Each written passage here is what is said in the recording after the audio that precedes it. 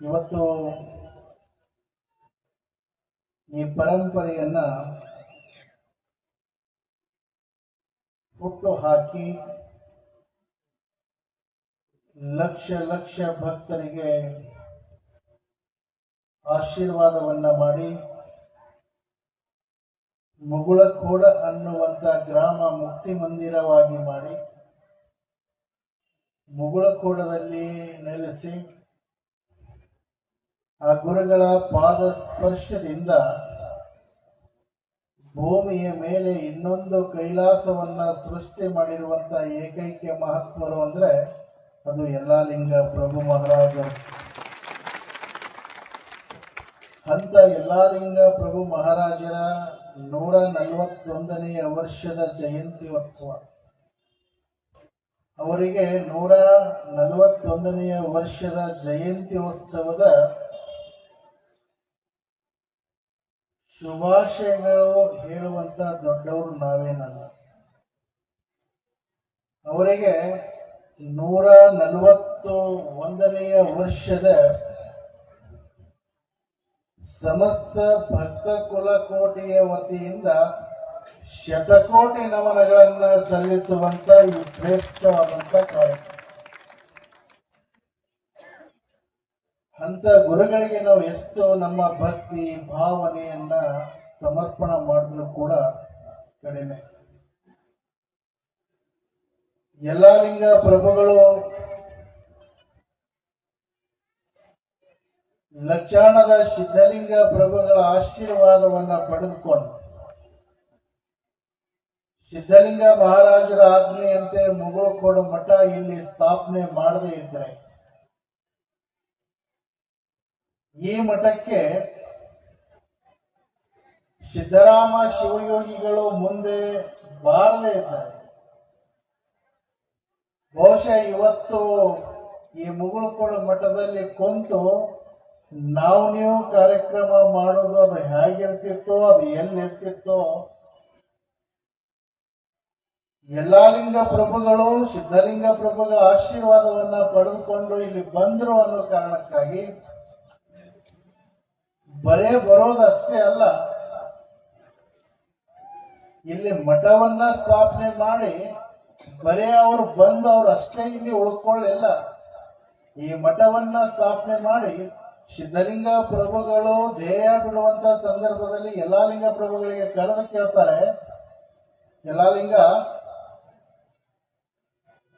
ಶಿವನಪ್ಪಣೆ ಆಗೈತಿ, ನಾನಂತೂ ಹೊರಟಿದ್ದೇನೆ, ನಿನಗೇನ್ ಬೇಕು ಕೇಳು, ನಾ ಕೊಡ್ತೀನಿ ಅಂತ ತಿಳ್ಕೊಂಡು ಗುರುಗಳು ಕೇಳಿದಾಗ ಯಲ್ಲಾಲಿಂಗಪ್ಪವರು ನಶಿಸಿ ಹೋಗ್ತಕ್ಕಂಥ ಸಂಪತ್ತು, ನಶಿಸಿ ಹೋಗ್ತಕ್ಕಂಥ ಐಶ್ವರ್ಯ ಅವ್ರಿಗೆ ಕೇಳಿಲ್ಲ. ಯಲ್ಲಾಲಿಂಗಪ್ಪವರು ಯಪ್ಪ ನಾ ಕೇಳಿದ್ ಕೊಡ್ತೀನಿ ಅಂತ ನನಗೆ ಮಾತು ಕೊಡ್ರಿ, ಆಮೇಲೆ ನಾ ಕೇಳ್ತೀನಿ ಅಂತ ಅಂದ್ರು. ಅವಾಗ ಯಲ್ಲಾಲಿಂಗಪ್ಪವ್ರಿಗೆ ಸಿದ್ಧಲಿಂಗ ಮಹಾರಾಜರು ಮಾತು ಕೊಟ್ರು, ನೀ ಏನ್ ಕೇಳ್ತಿ ಕೇಳಿ ಕೊಡ್ತೇನೆ. ಅವಾಗ ಯಲ್ಲಾಲಿಂಗ ಪ್ರಭುಗಳು ಗುರುಗಳಿಗೆ ಕೇಳ್ತಾರೆ, ಯಪ್ಪ ನಿನ್ನ ಆಜ್ಞೆ ಪ್ರಕಾರ ಇಷ್ಟು ನದಿಗಳ ದಾಟಿ ಎಲ್ಲಿ ಹೊತ್ತು ಮುಳುಗ್ತದೆ ಅಲ್ಲಿ ವಸ್ತಿ ಮಾಡು, ಅಲ್ಲೇ ನನ್ನ ಸ್ನಾನ ಮಾಡುವಂತ ನೀ ಆಶೀರ್ವಾದ ಮಾಡಿದೆ, ನಿನ್ನ ಆಜ್ಞೆ ಪ್ರಕಾರ ಮುಗುಳಕೋಡ ಮಠ ನಾನು ಸ್ಥಾಪನೆ ಮಾಡಿ ನಿನ್ನ ಒಂದು ಕರ್ತೃಗತಿಗೆಯನ್ನ ಕಟ್ಟಿ ನಿನ್ನ ಪೂಜೆಯನ್ನ ಮಾಡ್ಕೊಂಡು ನಾನು ಅಲ್ಕೊಂತೇನೆ. ನನ್ನ ಆಶಯ ಏನೋ ಇಲ್ರಿಪ್ಪ, ನಿಮ್ಮ ಆದೇಶದ ಪ್ರಕಾರ ನಾನು ಮುಗುಳಕೋಡ ಮಠ ಕಟ್ಟೀನಿ. ನನ್ನ ಕೊನೆಯ ಆಶೆ ಏನು, ನಿಮ್ಮ ಹತ್ರ ನಾನು ಬೇಡ್ಕೊಳ್ಳುವಂತ ಆಶೆ ಏನು ಅಂತ ಕೇಳಿದ್ರೆ, ನೀನು ತೋರಿಸಿರುವಂತ ಸ್ಥಳದಲ್ಲಿ ನಾನು ಏನು ಮಠ ಕಟ್ಟೀನಿ ಆ ಮಠದ ಸಿಂಹಾಸನದ ಮೇಲೆ ನೀನೇ ಬಂದು ಆ ಮಠದ ಪೀಠಾಧಿಪತಿ ಆಗ್ಬೇಕು ಅನ್ನುವಂತ ಮಾತನ್ನ ಕೇಳಿದೆ. ನೀನೇ ಬಂದು ಆ ಸಿಂಹಾಸನವನ್ನ ಅಲಂಕರಿಸ್ಬೇಕು, ಆ ಮಠದ ಸಂಪೂರ್ಣ ಮಾಲಕ ನೀನಾಗ್ಬೇಕು, ಆ ಮಠದ ಜವಾಬ್ದಾರಿಯನ್ನ ನೀನು ತಗೋಬೇಕು, ನಿನ್ನಿಂದ ಲಕ್ಷ ಲಕ್ಷ ಅಲ್ಲ ಕೋಟಿ ಕೋಟಿ ಭಕ್ತರು ಉದ್ಧಾರ ಆಗ್ಬೇಕು, ಅದಕ್ಕೆ ನೀನೇ ಆ ಪೀಠಕ್ಕೆ ಬರ್ತೀನಿ ಅಂತ ನನಗೆ ಮಾತು ಕೊಡು ಅಂತಂದಾಗ ಮೊದಲೇ ಹೇಳಿದ್ರು ನೀ ಕೇಳಿದ್ದು ಕೊಡ್ತೀನಿ ಅಂತ. ಆಯ್ತಪ್ಪ ನಿನ್ನ ಇಚ್ಛೆ ಪ್ರಕಾರ ಆಗ್ಲಿ ಅಂತ ತಿಳ್ಕೊಂಡು ಗುರುಗಳು ಹೇಳ್ತಾರೆ, ನೋಡು ನಾನು ಎಲ್ಲಿ ಹುಟ್ಟುತ್ತೇನೆ, ಯಾವಾಗ ಹುಟ್ಟುತ್ತೇನೆ, ಹೇಗೆ ಹುಟ್ಟುತ್ತೇನೆ, ನನ್ನ ಕುರುವು ಏನಿರ್ತೈತೆ ಅನ್ನೋದನ್ನ ನಿನಗೆ ತಿಳಿಸ್ತೇನೆ. ಆ ತಿಳಿಸಿದ ನಂತರ ನೀನು ನೇರವಾಗಿ ಬಂದು ನನಗೆ ಗೋಟ್ ಹಿಡಿದು ಮುಗುಳ್ಕೊಡು ಮಠಕ್ಕೆ ಕರ್ಕೊಂಡು ಹೋಗುವಂತ ತಿಳ್ಕೊಂಡು ಸಿದ್ಧಲಿಂಗ ಪ್ರಭುಗಳ ವಚನವನ್ನ ಕೊಟ್ಟಿರುವಂತ ಆ ಮಾತಿನ ಆಧಾರದ ಮೇಲೆ ಮುಂದೆ ಕೆಲವೊಂದು ದಿವಸಗಳಲ್ಲಿ ಸಿದ್ದರಾಮ ಶಿವಯೋಗಿಗಳು ಗುಲ್ಬರ್ಗ ಜಿಲ್ಲೆ ಆಳಂದ ತಾಲೂಕಿನ ಜಮಗಾ ಗ್ರಾಮದಲ್ಲಿ ಜನಿಸ್ತಾರೆ. ಯಲ್ಲಾಲಿಂಗಪುರ ಇಲ್ಲಿ ಮಲ್ಕೊಂಡಿರ್ತಾರೆ. ಸ್ವಪ್ನದಲ್ಲಿ ಸಿದ್ಧಲಿಂಗ ಮಹಾರಾಜರು ಬಂದು ಹೇಳ್ತಾರೆ, ನೋಡಪ್ಪ ನೀ ಏನು ಕೇಳಿದಿಲ್ಲ, ಆ ಕೇಳಿದ ಪ್ರಕಾರ ನಾ ಇಂಥ ಜಂಗಮರ ಮನೆ ಒಳಗಡೆ ನಾನು ಜನ್ಮ ತಾಳಿನಿ. ಹುಟ್ಟತ್ಲೆ ನನ್ನ ಕಿವಿಗೆ ರಂಧ್ರ ಇರ್ತೈತಿ, ಕಾಲಿಗೆ ಪದ್ಮ ಇರ್ತೈತಿ. ಅದನ್ನ ಗುರ್ತು ಹಿಡಿದು ನೀನು ನಾನೇ ಅಂತ ತಿಳ್ಕೊಂಡು ಮಠಕ್ಕೆ ತಗೊಂಡು ಹೋಗು ಅಂತ ಹೇಳಿ ಸಿದ್ಧಲಿಂಗ ಮಹಾರಾಜರು ಯಲ್ಲಾಲಿಂಗಪುರಿಗೆ ಕನಸಿನಲ್ಲಿ ಹೇಳಿದಾಗ ಆ ಪ್ರಕಾರ ನೇರವಾಗಿ ಯಲ್ಲಾಲಿಂಗಪುರ ಎದ್ದು ಜಮಗಾ ಗ್ರಾಮಕ್ಕೆ ಹೋಗ್ತಾರೆ. ಜಮಗಾ ಗ್ರಾಮಕ್ಕೆ ಹೋಗಿ ಅಲ್ಲಿ ಎಲ್ಲಿ ಹುಡುಕಾಡ್ಬೇಕು ಅಂತ ತಿಳ್ಕೊಂಡು ಅವರಿಗೆ ಗೊತ್ತಾಗೋದಿಲ್ಲ. ನೇರವಾಗಿ ಹನುಮಂದೇವ್ರ ಗುಡಿಗೆ ಹೋಗ್ತಾರೆ. ಹನುಮಂದೇವ್ರ ಗುಡಿಗೆ ಹೋದಾಗ ಯಲ್ಲಾಲಿಂಗಪುರ ಹೋದ ದಿನನೇ ಸಿದ್ದರಾಮೇಶ್ವರಪ್ಪ ಅವ್ರದ್ದು ತೊಟ್ಟಿಲ್ ಕಾರ್ಯಕ್ರಮ ಇಟ್ಕೊಂಡಿರ್ತಾರೆ. ಅವಾಗ ಸಿದ್ಧಲಿಂಗ ಮಹಾರಾಜ್ ಯಲ್ಲಾಲಿಂಗಪುರ ಕೇಳ್ತಾರೆ, ಇಲ್ಲೊಂದು ಜಂಗಮರ ಮನೆ ಒಳಗಡೆ 3-4 ದಿವಸಗಳ ಹಿಂದೆ ಯಾವ್ದಾದ್ರು ಮಗು ಹುಟ್ಟಿದೆಯೇನಂತ ಅಂತ ಕೇಳಿದಾಗ, ಇಲ್ಲ ಇವತ್ತೇ ಅದರ ನಾಮಕರಣ ಇಟ್ಕೊಂಡಿದ್ದಾರೆ, ಬಿಟ್ಟು ಮೊನ್ನೆ 3 ದಿವಸ ಹಿಂದ್ಗಡೆ ಆ ಮಗು ಜನಿಸಿದೆ ಅಂತ ಅಂದಾಗ ನೇರವಾಗಿ ಅಲ್ಲಿ ಹೋಗಿ ಯಲ್ಲಾಲಿಂಗಪುರ ತೊಟ್ಟಲ್ದಾಗ ಇನ್ನೂ ಹಾಕಿರ್ಲಿಲ್ಲ. ತಾಯಿ ಮಗುವಿಗೆ ಹಿಡ್ಕೊಂಡು ಕುಂತಿದ್ರು. ಹೋಗಿ ಆ ಮಗುವಿನ ಎತ್ಕೊಂಡು ನಮ್ಮಪ್ಪ ಸಿದ್ಧಲಿಂಗ ಅಂತ ತಿಳ್ಕೊಂಡು ಆ ಮಗುವಿಗೆ ಮುದ್ದಾಡಿ ಆ ತಾಯಿ ಹೇಳ್ತಾರೆ, ತಾಯಿ ಈ ಮಗು ನಿಮ್ಮ ಮನೆಯ ಮಗು ಅಲ್ಲ, ಈ ಮಗು ನಿಮ್ಮ ಕುಟುಂಬಕ್ಕೆ ಸೀಮಿತವಾಗಿರುವಂಥದ್ದಲ್ಲ. ಈ ಮಗು ಈ ಶಿವಯೋಗಿ, ಈ ಸದ್ಗುರು ಸಿದ್ಧಲಿಂಗ ಪ್ರಭುಗಳ ಅವತಾರ ಜನಿಸಿ ಬಂದವ. ಇವ ಸಿದ್ದರಾಮ ಶಿವಯೋಗಿ, ಇವ ನಿನ್ನ ಮನೆಗೆ ಸೀಮಿತ ಅಲ್ಲ, ಮಗಳು ಕೂಡ ಮಠಕ್ಕೆ ಸೀಮಿತ ಆಗಿರ್ತಕ್ಕಂಥವ. ಈ ಜಗತ್ತಿನ ಬೆಳೆದುವಂತ ಮಗು ಇವ ಇದ್ದಾನೆ, ಇವ ನನ್ನ ಜೋಳಿಗೆ ಹಾಕಬೇಕು ಅಂತ ತಿಳ್ಕೊಂಡು ಗುರುಗಳು ಅವತ್ತೇ ಪ್ರಸಾದವನ್ನು ಹಚ್ಚಿ ಆ ಗುರುಗಳಿಗೆ ನಮಸ್ಕಾರವನ್ನ ಮಾಡಿ ಬರ್ತಾರೆ. ಅಂತಂದ್ರೆ ಇದೊಂದು ಬಹಳ ದೊಡ್ಡ ಪರಂಪರೆ. ಇದು ಏನು ಬಹಳ ಅವ್ರು ಹೇಳಿದ್ರು ಇವ್ರು ಹೇಳಿದ್ರು ಅಂತ ಒಬ್ಬರಿಂದ ಒಬ್ಬರು ಹೇಳಿದ ನಂತರ ತಗೊಂಡಿದ್ದು ಮಠದ ಅಧಿಕಾರಸ್ಥರಲ್ಲ. ಇದು ಒಂದು ದೈವಿ ಶಕ್ತಿ. ಒಬ್ಬರಿಂದ ಒಬ್ಬರಿಗೆ ಅದು ಒಟ್ಟ ಮಾತಿನ ಪ್ರಕಾರ ಗುರುಗಳು ನಡೆದುಕೊಂಡಿರ್ತಕ್ಕಂಥ ಜೀವಂತ ಉದಾಹರಣೆ ಯಾವುದಾದ್ರೂ ಮಠದಾಗಿದೆ ಅಂದ್ರೆ ಅದು ಮುಗುಳ್ಕೋಡು ಮಠದಾಗಿದೆ. ಹೀಗಾಗಿ ಯಲ್ಲಾಲಿಂಗಪುರ ಈ ಮಠ ಕಟ್ಟಿದ್ರು. ಮುಂದೆ ಅವರ ಗುರುಗಳಿಗೆ ತಂದು ಈ ಮಠಕ್ಕೆ ಪೀಠಾಧ್ಯಕ್ಷರನ್ನಾಗಿ ಮಾಡಿದ್ರು. ಆ ಪರಂಪರೆ ಏನು ಇವತ್ತು ಗುರುಗಳು ನಮಗೆ ಕೊಟ್ಟು ಹೋದ್ರು. ಯಲ್ಲಾಲಿಂಗಪುರ ಅವರ ಜೀವನದ ಅವಧಿಯಲ್ಲಿ ಅನೇಕ ಪವಾಡಗಳನ್ನ ಮಾಡಿದ್ದಾರೆ. ಆ ಅನೇಕ ಪವಾಡದಲ್ಲಿ ಅತ್ಯಂತ ದೊಡ್ಡ ಪವಾಡ ಯಾವಾಗ ಮಾಡಿದ್ದಾರೆ ಅಂತಂದ್ರೆ, ಸಿದ್ದರಾಮ ಶಿವಯೋಗಿಗಳಿಗೆ ಸಿದ್ಧಲಿಂಗನ ಮರುವತಾರಿಯಾಗಿ ಜನ್ಮವನ್ನ ತಾಳಿಸಿ ಮತ್ತೆ ಈ ಮಠದ ಪೀಠಕ್ಕೆ ಏನು ಕೂಡಿಸಿದ್ರಲ್ಲ, ಇದಕ್ಕಿಂತ ದೊಡ್ಡ ಪವಾಡ ಅವರ ಜೀವನದಲ್ಲಿ ಯಾವುದೂ ಆಗಿಲ್ಲ. ಅಂತ ಗುರು ಪರಂಪರೆಯ ಗುರುಗಳ ಒಂದು ಜಯಂತಿ ಉತ್ಸವವನ್ನ ನಾವೆಲ್ಲರೂ ಮಾಡ್ತಕ್ಕಂಥ ಒಂದು ಸುವರ್ಣ ಘಳಿಗೆ ಅದು ನಮಗೆ ಬಂದಿರುವಂಥದ್ದು. ಯಲ್ಲಾಲಿಂಗ ಪ್ರಭುಗಳು ನಮ್ಮ ಶಶಿಕಾಂತ್ ಗುರೂಜಿ ಅವರು ಬಹಳ ಅದ್ಭುತವಾಗಿ ಮಾತನಾಡಿದ್ರು. ಯಲ್ಲಾಲಿಂಗ ಪ್ರಭುಗಳು ಎಂಥವ್ರು ಅಂತಂದ್ರೆ, ಸಾಮಾನ್ಯ ಕುಟುಂಬದಲ್ಲಿ ಜನಿಸಿದ್ರು ಕೂಡ ಸಮಾಜದ ಕಾಯಕದಂತೆ ಕುರಿಗಳನ್ನ ಕಾಯ್ದು ತಾಯಿ ತಂದೆ ಒತ್ತಡಕ್ಕೆ ಮದುವೆಯನ್ನಾಗಿ ವೈರಾಗ್ಯವನ್ನ ತಾಳಿ ಮಡದಿಯನ್ನ ಕಳೆದುಕೊಂಡು ಗುರುಗಳ ಆಶೀರ್ವಾದವನ್ನ ಪಡೆದುಕೊಂಡು ಮುಗುಳ್ಕೋಡು ಮಠವನ್ನ ಸ್ಥಾಪನೆ ಮಾಡಿ 7 ಕೋಟಿ ಜಪವನ್ನ ಮಾಡಿ ಆ 7 ಕೋಟಿ ಜಪದ ಫಲವನ್ನ ಇಡೀ ನಾಡಿಗೆ ಸಮರ್ಪಣೆ ಮಾಡಿರ್ತಕ್ಕಂಥ ಶ್ರೇಷ್ಠ ಮಹಾತ್ಮರು ಯಾರಾದ್ರೂ ಇದ್ರೆ ಅದು ಯಲ್ಲಾಲಿಂಗ ಪ್ರಭು ಮಹಾರಾಜರು ಅನ್ನುವಂತ ಮಾತಾಡ್ತಾರೆ. ನನ್ನ ಮೊನ್ನೆ ಕಕ್ಕಮರಿಗೆ ಹೋಗಿದ್ದೆ. 10ನೇ ತಾಲೂಕು ಕಕ್ಕಮರಿಗೆ ಹೋದಂತ ಸಂದರ್ಭದಲ್ಲಿ ಅಲ್ಲೆಲ್ಲ ಊರನ್ನ ಗ್ರಾಮಸ್ಥರು ಮದುವೆ ಕಾರ್ಯಕ್ರಮಕ್ಕೆ ಹೋಗಿದ್ರು. ಶಿವಕುಮಾರ್ ಇದ್ರು. ಅಲ್ಲೆಲ್ಲ ಊರನ್ನ ಗ್ರಾಮಸ್ಥರೆಲ್ಲರೂ ಬಂದು ಒಂದು ಯಲ್ಲಾಲಿಂಗಪುರ ಪವಾಡವನ್ನ ಹೇಳಿದ್ರು. ಯಲ್ಲಾಲಿಂಗಪುರ ಅವಾಗಿನ ಕಾಲಕ್ಕೆ ಅಲ್ಲಿ ಸಂಚಾರಕ್ಕೆ ಬಂದಂತ ಸಂದರ್ಭದಲ್ಲಿ ಅಲ್ಲೆಲ್ಲ ಗ್ರಾಮದ ಹಿರಿಯರಿಗೆ ಹೇಳಿದ್ರಂತೆ. ಆ ಊರಾಗ ಲಕ್ಕವದೇವಿ ಅಂತೇಳಿ ಗ್ರಾಮ ದೇವತೆ ಮತ್ತು ಅಮ್ಮಾಜೇಶ್ವರಿ ಇವರಿಬ್ರು ಗ್ರಾಮ ದೇವತೆಗಳು. ಅಲ್ಲಿ ಬಂದಂತ ಸಂದರ್ಭದಲ್ಲಿ ಆ ಊರ ಗ್ರಾಮದ ಎಲ್ಲ ಹಿರಿಯರಿಗೆ ಕರೆದು, ಇಲ್ಲ ನೀವೆಲ್ಲ ಈ ಊರಿಗೆ ಒಳ್ಳೇದಾಗಬೇಕು, ಈ ಊರು ಬೆಳಿಬೇಕು, ಈ ಊರಾಗ ಸಮೃದ್ಧಿ ಆಗಬೇಕು ಅಂದರೆ ನೀವು ಪ್ರತಿ ವರ್ಷ ಈ ಲಕ್ಕವದೇವಿ ಏನು ಗ್ರಾಮ ದೇವತೆ ಇದ್ದಾರೆ ಅವ್ರಿಗೆ ಉಡಿ ತುಂಬಬೇಕು ಮತ್ತು ಹನುಮಪ್ಪನ ಓಕಳಿ ಮಾಡಬೇಕು ಅಂತ ಹೇಳಿದ್ರೆ, ಹನುಮಪ್ಪನ ಓಕಳಿ ಮಾಡಬೇಕು, ಈ ತಾಯಿಗೆ ಉಡಿ ತುಂಬಬೇಕು ನೀವು ವರ್ಷ, ಅಂದಾಗ ನಿಮ್ಮ ಊರಿಗೆ ಕಲ್ಯಾಣ ಆಗ್ತದೆ ಅಂತ ಹೇಳಿದ್ರು. ಅವಾಗ ಅವ್ರಂದ್ರಪ್ಪ, ಈ ನಾವು ಮದುವೆಯಿಂದ ಏನು ಮಾಡಿಲ್ಲ, ಈ ಓಕಳಿ ಅಂತೂ ನಮ್ಗೆ ಗೊತ್ತೇ ಇಲ್ಲ, ಮತ್ತು ಇದು ಹೆಂಗೆ ಮಾಡೋದು ಅಂತ ಅಂದಾಗ, ಇಲ್ಲ ನೀವು ಉಡಿ ಪ್ರತಿ ವರ್ಷ ಉಡಿ ತುಂಬ್ರಿ, ಇಲ್ಲಿ ಬಾ ಅಂತೇಳಿ ಅಲ್ಲಿ ಹೋಗಿ ಇಲ್ಲಿ ತೆಗೀರಿ ಅಂತ ಹೇಳಿದ್ರು. ಇಲ್ಲಿ ಕೆದರ್ರಿ ಅಂತ ಹೇಳಿದಾಗ ಅಲ್ಲಿ ಕೆದರಿದಾಗ ಅಲ್ಲಿ ಹನುಮಪ್ಪನ ಓಕಳಿ ಕುಂಡ ತಾನಾಗಿನೇ ಸೃಷ್ಟಿಯಾಗಿ ಆ ಊರು ಜನರ ಮುಂದೆ ಅದು ಮುಚ್ಚಿ ಹೋಗಿತ್ತು. ಮೊದಲಿನ ಕಾಲಕ್ಕೆ ಎಲ್ಲ ಹಿರಿಯರು ಮಾಡ್ತಿದ್ರು, ಅದು ಮುಂದೆ ಕೆಲವೊಂದು ದಿವಸಗಳಾದ ನಂತರ ಅವ್ರು ಬಿಟ್ಟಿದ್ರು.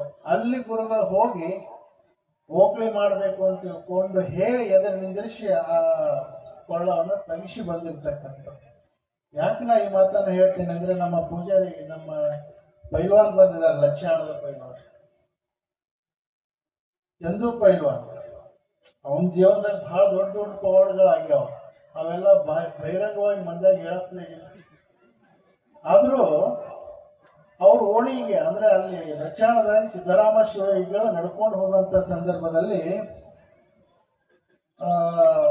ಅಪ್ಪವರು ದೊಡ್ಡಪ್ಪವ್ರು ಕೇಳಿದ್ರಂತ, ಏ ಪೈಲ್ವಾನ್ ಇಲ್ಲಿ ದೊಡ್ಡ ಮುತ್ತೆ ಬಂದು ಹೋದಂಗ ಅದಾರ ನೋಡು ಅಂತ ಹೇಳಿದ್ರು. ದೊಡ್ಡ ಮುತ್ತೆ ಬಂದು ಹೋದಂಗ ಅದಾರ ನೋಡಿ, ಇಲ್ಲಿ ದೊಡ್ಡಪ್ಪ ಬಂದು ಹೋಗ್ಯಾನ ಇಲ್ಲಿ ಅಂತ ಅಂದ್ರಂತ.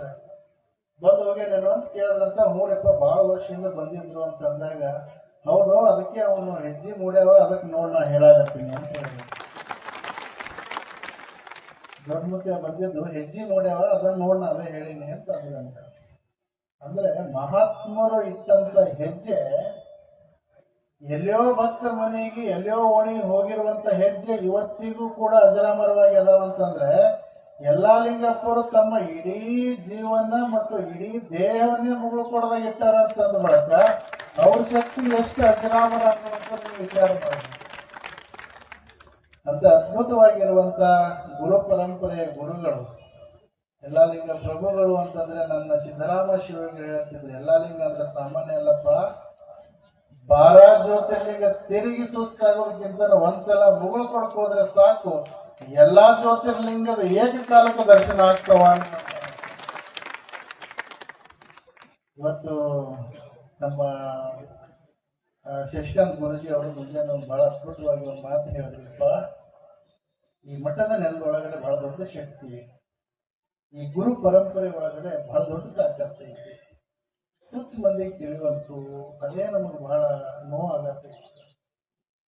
ಇದನ್ನ ಅರ್ಥ ಮಾಡ್ಕೊಂಡ್ರೆ ಬಹುಶಃ ಜಗತ್ತಿನೊಳಗಡೆ ಉದ್ಧಾರ ಆಗ್ಬೇಕು, ನಾವು ಬೆಳಿಬೇಕು, ನಮ್ಮ ಹೆಸರು ಬೆಳಗಬೇಕು, ನಮ್ದಿಷ್ಟು ಈ ಸಮಾಜಕ್ಕೆ ಕೊಡುಗೆಯನ್ನು ಸಮರ್ಪಿತ ಆಗ್ಬೇಕು, ನಮ್ಮದೊಂದು ಸೇವೆ ಒಂದಿಷ್ಟು ಗುರುಪಾದಕ್ಕೆ ಸಮರ್ಪಣೆ ಆಗ್ಬೇಕು ಅಂತಂದ್ರೆ ಎಲ್ಲಿ ಹೋಗೋದು ಬೇಡ, ಮಗು ಕೊಡೋದು ಅಂಗಳಕ್ಕೆ ಬಂದ್ರೆ ಸಾಕು, ಆ ಕೈಲಾಸದ ಪುಣ್ಯ ಭೂಮಿಯ ಶಕ್ತಿನೇ ಈ ಮಠದಲ್ಲಿ ಐತಿ, ಆದ್ರೆ ಯಾರಿಗೂ ತಿಳಿಯುವಂತು ಅನ್ನುವಂತ ಮಾತನ್ನ ಅವ್ರು ಹೇಳಿದ್ರು.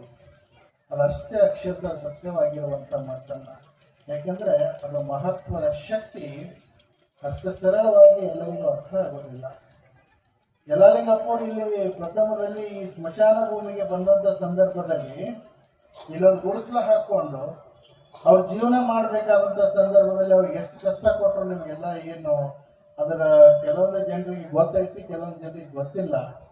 ಈಗೆಲ್ಲ ಮಟ್ಟದ ಐಶ್ವರ್ಯ ದೊಡ್ಡದಾಗಿ ಅಂದಿನ ಸಂದರ್ಭದಲ್ಲಿ ಯಲ್ಲಾಲಿಂಗಪ್ಪರು ಇಲ್ಲಿ ಗುಡಿಸಲ ಹಾಕೊಂಡಿದ್ದಂತ ಸಂದರ್ಭದಲ್ಲಿ ಎಲ್ಲಿಂದೋ ಸಾಧು ಬಂದು ಇಲ್ಲೊಂದು ಕೊಂಪಿ ಹಾಕೊಂಡನ, ಈ ಸಾಧು ಇಲ್ಲಿಂದ ಓಡಿಸಿ ಹಾಕ್ಬೇಕು ಅಂತೇಳಿ ಅನೇಕ ದುಷ್ಟ ಶಕ್ತಿಗಳು ಎಷ್ಟು ಅವರಿಗೆ ಕಷ್ಟ ಕೊಟ್ಟರು ಅಂತಂದ್ರೆ, ಅವರು ಉಟ್ಕೊಂಡಿರುವಂತ ಕಪ್ಪನಿ ಬಟ್ಟಿ ಅದನ್ನ ತೊಳೆದು ಬಿಸಿಲಿಗೆ ಒಣಗ್ಲಿಕ್ಕೆ ಹಾಕ್ಬೇಕಂತಂದ್ರೆ ಅವ್ರ ಒಳಗೆ ಪೂಜಾ ಕುಂತಂತ ಸಂದರ್ಭದಲ್ಲಿ ಹೊರಗಡೆ ಬಂದು ಅವ್ರು ಹಾಕೊಳ್ಳುವಂತ ಆ ಕಪ್ನಿ ಬಟ್ಟಿ ಏನೈತಿ ಭಗವ ಅದಕ್ಕೆ ಬಂದು ಬೆಂಕಿ ಹಚ್ತಿದ್ರ.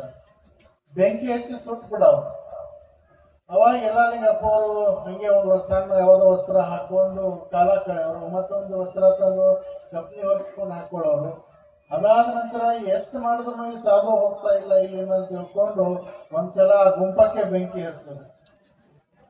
ಹೊರಗಡೆ ಬಯಲು ಪ್ರದೇಶದಲ್ಲಿ ಮಲ್ಕೊಂಡು ಜೀವನ ಕಳೆದು ಈಗ ಒಂದಲ್ಲ ಎರಡಲ್ಲ ಅವರಿಗೆ ಕಾಡದಂತ ಇತಿಹಾಸವನ್ನ ನೋಡಿದ್ರೆ ಬಹುಶಃ ಯಲ್ಲಾಲಿಂಗ ಪ್ರಭುಗಳು ಒಂದೇ ಮಾತು ಹೇಳಿದ್ರು, ಕೊಂಪಿಗೆ ಬೆಂಕಿ ಹಚ್ಬೋದು, ಹಾಕೊಳ್ಳುವಂತ ವಸ್ತ್ರಕ್ಕೆ ಬೆಂಕಿ ಹಚ್ಬೋದು. ಆದ್ರೆ ನನ್ನ ಗುರುವಾಣಿ ಆಗೈತಿ ಈ ಸ್ಥಳದ ಒಳಗಡೆ ಮಠ ಆಗ್ಬೇಕು ಅಂತೇಳಿ ನನ್ನ ಗುರುಗಳು ನನಗೆ ತೋರಿಸಿರುವಂತ ಆ ಸ್ಥಳ, ದ್ಯಾಮವ್ವ ತಾಯಿ ತೋರಿಸಿರುವಂತ ಈ ಸ್ಥಳ, ಬಟ್ಟೆ ಸುಟ್ರ ಗುಂಪ ಸುಟ್ರ ಹೋಗ್ತಾನ ತಿಳ್ಕೊಂಡ್ರೆ ಈ ಸಾಧು ಜೀವ ಹೋದ್ರು ಈ ಸಾಧು ಈ ಜಾಗ ಬಿಟ್ಟು ಹೋಗೋದಿಲ್ಲ ಅಂತ ತಿಳ್ಕೊಂಡು ಎಲ್ಲ ವ್ಯಕ್ತಿ ತಮ್ಮ ತಪಸ್ಸಿನ ಶಕ್ತಿಯಿಂದ ಇವತ್ತು ಈ ಗುರುಕುಳ ಮಠವನ್ನ ಕಟ್ಟಿದ್ದಾರೆ. ಹಾಗಾಗಿ ಅದಕ್ಕೆ ಹೇಳ್ತಾರೆ, ಇದ್ದಾಗ ಮಾರಕ ಅಂತ, ಇದ್ದಾಗ ಮಾರಕ, ಸತ್ತಾಗ ಸ್ಮಾರಕ. ಮಹಾತ್ಮರಿದ್ದಾಗ ಕೆಲವೊಂದು ಜನರಿಗೆ ಹೆಂಗ ಅನಿಸ್ತೈತಿ ಅಂದ್ರೆ ಇವರು ಮಾರಕದ ರೀತಿಯಲ್ಲಿ ಮಹಾತ್ಮರು ಕೆಲವ್ರ ಕಣ್ಣ ಕಾಣಿಸ್ತಾರೆ. ಅವ್ರು ಹೋದ ಕ್ಷಣದಲ್ಲಿನೇ ಹೆಂಗಾಗ್ತೈತಿ ಅಂದ್ರೆ ಬಹಳ ಚಲೋ ಇದ್ರು, ಅವ್ರನ್ನೊಂದು ದೊಡ್ಡ ಸ್ಮಾರಕ ಕಟ್ಟಬೇಕು ಅಂತ ನಿರ್ಣಯ ಮಾಡ್ತಾರೆ. ಇದ್ದಾಗ ಮಾರಕರಾಗಿರ್ತಾರೆ, ಸತ್ತ ಬಳಕ ಸ್ಮಾರಕ ಕಟ್ಟಕ್ಕೆ ತಯಾರಾಗ್ತದೆ ಈ ಸಮಾಜ. ಅದಕ್ಕೆ ಯಲ್ಲಾಲಿಂಗಪ್ಪ ಅವ್ರು ಯಾವ ಮಾರಕ ಬಂದ್ರು ಯೋಚನೆ ಮಾಡಲಿಲ್ಲ, ಯಾವ ಸ್ಮಾರಕ ಬಂದ್ರು ಕೂಡ ಅವ್ರು ಖುಷಿ ಪಡ್ಲಿಲ್ಲ. ನನ್ನ ಗುರುವಾಣಿ ಇಲ್ಲಿ ಶತಸಿದ್ಧ ಮಾಡಬೇಕು ಅಂತ ತಿಳ್ಕೊಂಡು ಈ ನೆಲದಾಗ ಗಟ್ಟಿಯಾಗಿ ಕುಂತ್ರಲ್ಲ, ಇವತ್ತು ಮಗಳು ಕೂಡ ಇಷ್ಟೊಂದು ವೈಭವ ಕಾಣಲಿಕ್ಕೆ ಸಾಧ್ಯ. ಹಾಗಾಗಿ ಅಂತ ಒಂದು ಗುರುಗಳ ಒಂದು ದಿವ್ಯ ಶಕ್ತಿ ಇವತ್ತು ನಮ್ಮೆಲ್ಲರ ಮಧ್ಯದಲ್ಲಿ ಪ್ರಜ್ವಲಿಸ್ತಾ ಇದೆ.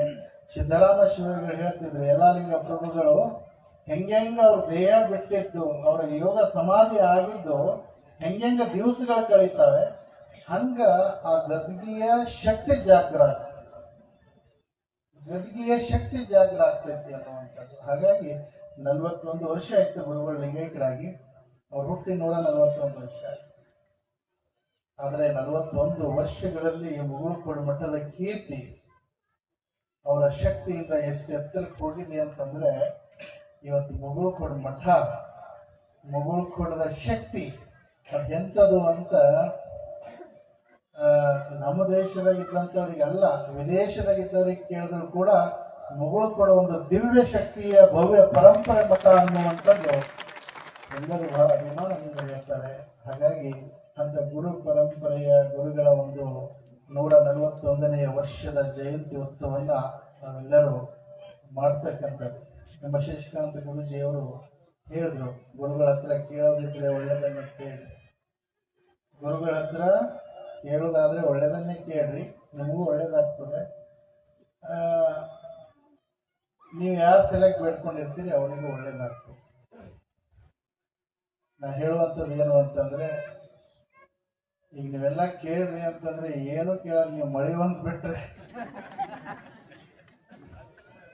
ಏನ ಕೇಳ್ರಿ ಅಂದ್ರೆ ಏನು ಬೇಡ, ನಮ್ಗೆ ಮಳಿ ಒಂದು ಕೊಡ್ರಿ ಅನ್ನು. ಮೊನ್ನೆ ನಮ್ಮ ಮಾರುತಿ ಬಂದಿದ್ದ ಅಮಾಸೆ ದಿನ, ಹೋದ ಅಮಾಸೆ, ಯಪ್ಪ ಮಳಿ ಬೇಕು ಅಂತ. ಮಳಿ ಬರ್ತದ ಅಂತ ನಾ ಅಂದೆ. ಇಲ್ಲ ಬರ್ತದ ಅಂದ್ರೆ ಇಲ್ಲ, ಯಾವಾಗ ಬರ್ತೈತಿ ಹೇಳೋ ಅಂದ. ನಂದೆ ನಿಂಗೆ ಯಾವಾಗ ಬೇಕು ಅಂದ, ಇವತ್ತೇ ಬೇಕು ಅಂದ. ಇವತ್ತೇ ಬರ್ತೈತಿ ಹೋಗು ಅಂದೆ. ಯಾವಾಗ ಬೇಕು ಇವತ್ತೇ ಬೇಕು ಅಂದ್ರೆ ಇವತ್ತೇ ಬರ್ತೈತಿ ಹೋಗು ಅಂದೆ. ನಾ ಅಮಾಸೆ ದಿನ ಗಾಡಿ ದಾಟಿ ಇಲ್ಲಿ ನಮ್ಮ ಸೊಸಾಲಿಟಿಗೆ ಇದಕ್ಕೆ ಹೋಗಿರ್ಲಿಲ್ಲ, ನಾನು ಎಬ್ರಾಟಿಗೆ ಹೋಗಿರ್ಲಿಲ್ಲ. ಮುಗುಳುಕೋಡಿಂದ ಎಲ್ಲ ಫೋನ್ ಮಾಡಿ ಹೇಳಿದ್ರು, ಸಿಕ್ಕಾಪಟ್ಟಿ ಮಳೆ ಹೊಡೆಯಾಗತ್ತೆ. ಯಾಕೆ ಹೇಳ್ತೀನಿ ಅಂದ್ರೆ ಇದು ನಾ ಹೇಳೀನಿ ನನ್ ಪವಾಡ ಅಂತಲ್ಲ, ನನ್ನ ಗುರುಗಳು ನನಗೆ ಹೇಳಿದ್ರು ನೀ ಏನು ಹೇಳ್ತಿ ಹೇಳು ನಡೆಸ್ಕೊಡ್ತೀನಿ ಅಂತ. ನಾ ಹೇಳಿದ್ದು ನನ್ನ ಗುರುಗಳು ನಡೆಸ್ಕೊಟ್ಟದ ಅನ್ನುವಂಥ ಕಾರಣಕ್ಕಾಗಿ ಈ ಮಾತನ್ನು ನಾನು ಹೇಳ್ತೀನಿ. ಹಾಗಾಗಿ ಬಹಳ ರೈತರ ಪರಿಸ್ಥಿತಿ ಬಹಳ ನಾಜೂಕಾಗಿದೆ. ಬಹಳ ಎಷ್ಟು ನಾಜೂಕಾಗಿದೆ ಅಂದ್ರೆ ಮುಂಗಾರು ಬಹುಶಃ ಮುಂಗಾರು ಅಂತೂ ಹೆಚ್ಚು ಕಡಿಮೆ ಹೋದಂಗೆ ಆಯಿತು. ಇನ್ನೇನಾದರೂ ಈಗ ಬರ್ತೈತೇನೋ ಅನ್ನುವಂಥ ಆಶಯಕಿರಣದಲ್ಲಿ ಕುಂತಿದ್ದಾರೆ. ಹಬ್ಬ ನಮ್ಮ ಗುರೂಜಿಯವರು ಮತ್ತು ಚೆನ್ನಪ್ಪ ಪೂಜಾರಿ ಅವರು ಬಹಳ ರೋಡ್ ಮೇಲೆ 10 ದಿನ ಕುಂತು ಹೋರಾಟ ಮಾಡಿ ಎಲ್ಲರಿಗೂ 3,300 ರೂಪಾಯಿ ಏನು ಬೆಲೆಯನ್ನು ಕೊಡಿಸಿದ್ದಾರೆ. ಅವ್ರು ಏನು ಆ ಬೆಲೆಯನ್ನು ಕೊಡಿಸಿದ ಅಂದ ತಕ್ಷಣ ಬಹಳ ಮಂದಿ 1 ಎಕರೆ ಇದ್ದವ್ರು 2 ಎಕರೆ ಕಬ್ಬು ಎಲ್ಲ ಡಬಲ್ ಕಬ್ಬು ಮಾಡ್ಯಾರ. ಈಗ ಕಬ್ಬಿನ ಹುಳ ಬಂದ, ಈ ಹುಳ ಬಂದು ಹೆಂಗೆ ಎಷ್ಟು ಕಷ್ಟ ಆಗಿತ್ತು ಪರಿಸ್ಥಿತಿ ಅಂದ್ರೆ ಕೆಳಗಡೆ ಅವೆಲ್ಲ ಹುಳ ಕಬ್ಬು ತಿನ್ನುವುದು, ಜೋರ್ ಗಾಳಿ ಬಿಟ್ಟು ಕೂಡಲೇ ಕಬ್ಬೆಲ್ಲ ನೆಲ ಸಮಾಲು. ಹೀಗಾಗಿ ರೈತರ ಗೋಳು ನೋಡಿದಾಗ ಕಣ್ಣಾಗ ಕಣ್ಣೀರು ಬರೋದಲ್ಲ, ಕಣ್ಣಾಗ ರಕ್ತ ಬರೋ ಪರಿಸ್ಥಿತಿ ನಿರ್ಮಾಣ ಆಗಿದೆ.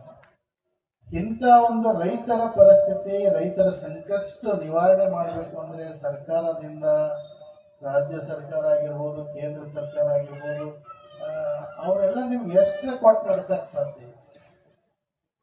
ಅವರೆಲ್ಲ ಮನುಷ್ಯರು, ರಾಜ್ಯ ಆಳವರು, ರಾಷ್ಟ್ರ ಆಳವರು ಎಲ್ಲ ಮನುಷ್ಯರು. ಅದಕ್ಕೆ ಹೇಳ್ತಾರೆ ಮನುಷ್ಯ ಕೊಟ್ಟಿದ್ದು ಮನೆ ತನಕ, ಮುಂದಿನ ಹೇಳ್ರಿ